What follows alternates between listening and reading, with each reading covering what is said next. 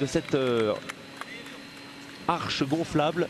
Nous allons aller chercher les 5 derniers kilomètres. Et les premiers hectomètres de descente pour aller chercher sur le Koberg et les dernières entrées de Valkenburg pour le peloton. Et regardez maintenant, moins 20 secondes, 15 secondes d'avance.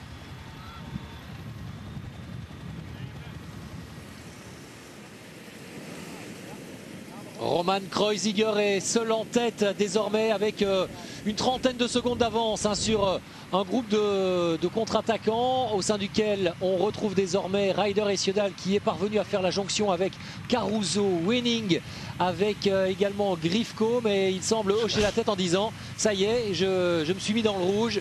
Il a fait un effort, le vainqueur sortant du Tour d'Italie, du Giro.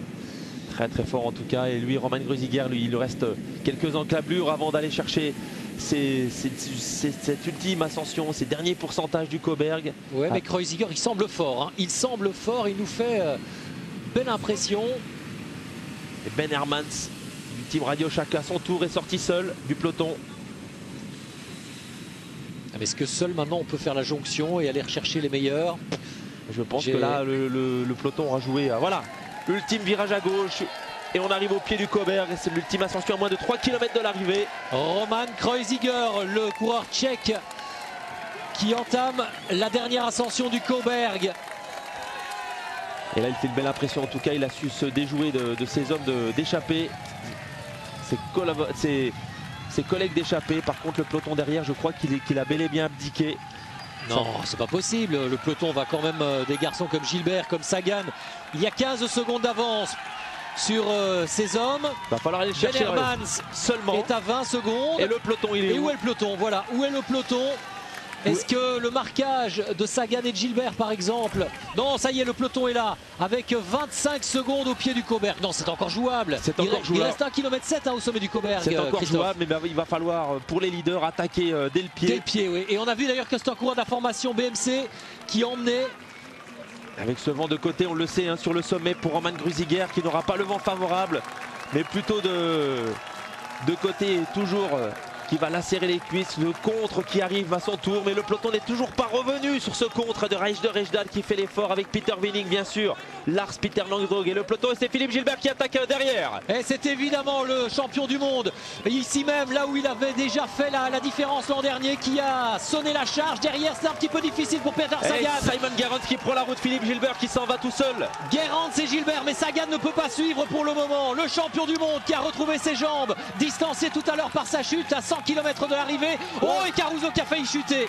Et partir avec Philippe Gilbert alors que Simon Gerrans s'accroche à Alejandro Valverde qui revient à son tour. Oh, quel tiercé, quel trio de tête magique avec Gilbert juste derrière Gerrans et Valverde, les trois hommes qui sont parvenus à rester ensemble. Si on ne s'entend pas, on sera piégé par Roman Kreuziger. Gilbert qui en remet une couche, il fait grimacer tout le monde. Et Peter Sagan qui ne bouge pas, qui reste, qui ne peut pas bouger sous l'impulsion du champion du monde, alors que Simon Gerrans lui pète à son tour. Et Philippe Gilbert, ça y est, qui en remet une, et derrière on ne parvient pas à les reprendre. Le champion du monde Philippe Gilbert qui fait mal à tout le monde. Est-ce que Philippe Gilbert va revenir sur Roman Kreuziger? Il l'a en point de mire, mais on est à moins d'1 kilomètre de l'arrivée maintenant. Il va revenir sur le c'est pas sûr, Christophe, il est fort le Tchèque. Regardez, il conserve encore. Il est parti, Philippe Gilbert qui est parti rechercher le Tchèque.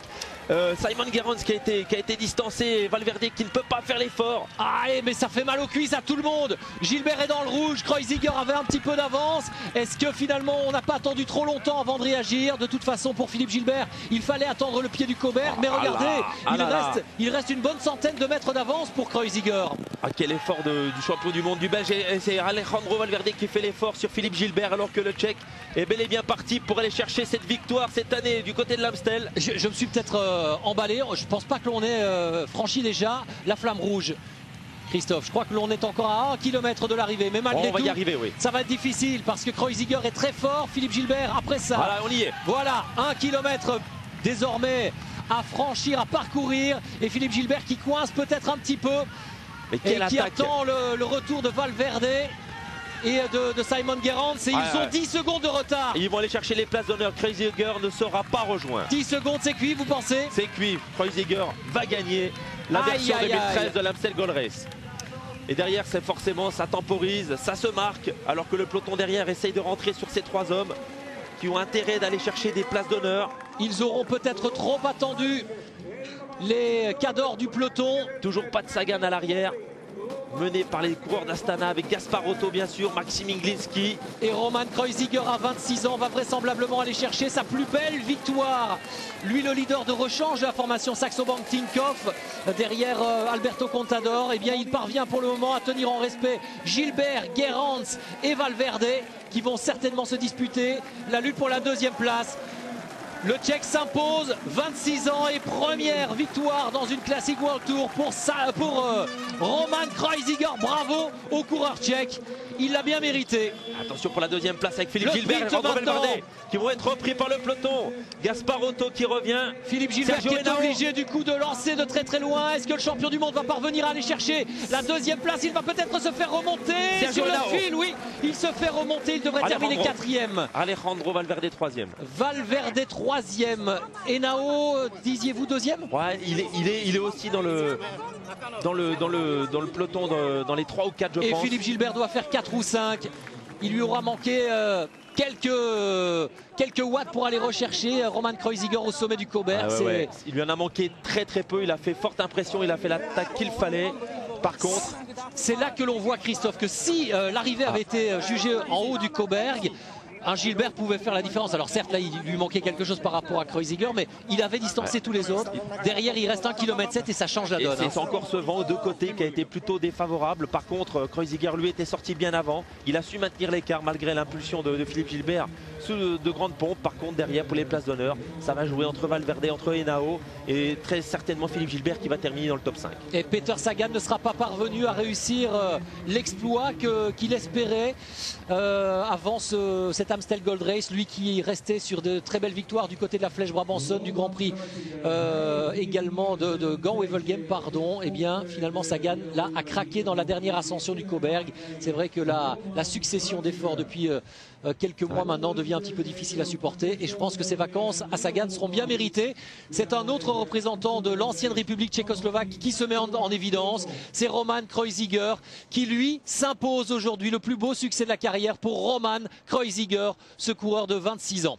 Bah oui, qui avait remporté aussi le Tour de Romandie, le Tour de Suisse, qui avait fait des grands résultats dans les courses à étapes et qui va chercher la plus belle des classiques de sa carrière.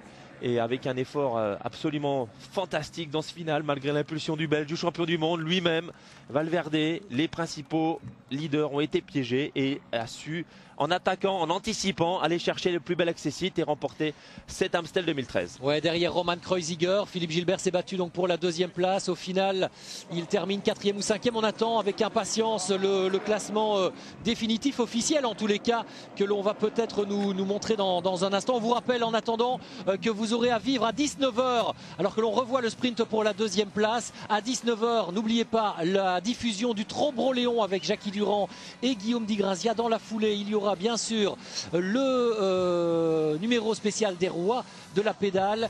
Et ici, le sprint remporté pour la deuxième place, Christophe. Alejandro Valverde, 2e, 3e, Simon Gerrans et 4e.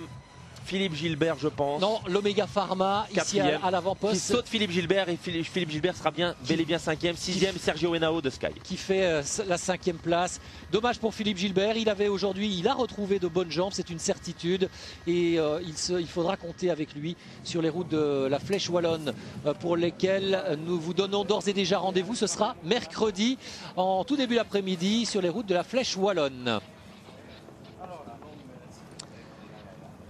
Voilà, on va vous abandonner ici avec ce très beau final de l'Amstel Gold Race. Merci à Christophe Moreau d'avoir été des nôtres. Bravo à Roman Kreuziger, vainqueur du jour. Mercredi prochain, on vous le rappelle, la Flèche Wallonne à vivre en direct sur Eurosport. Et puis tout de suite, bien sûr, on va retrouver notre ami Christophe Bureau avec Sophie Camoun et Alain Bernard. Ce sont les championnats de France de natation. N'oubliez pas, à 19 h, le rendez-vous avec le Trobro-Léon. Merci, à mercredi. À mercredi, en ce qui nous concerne.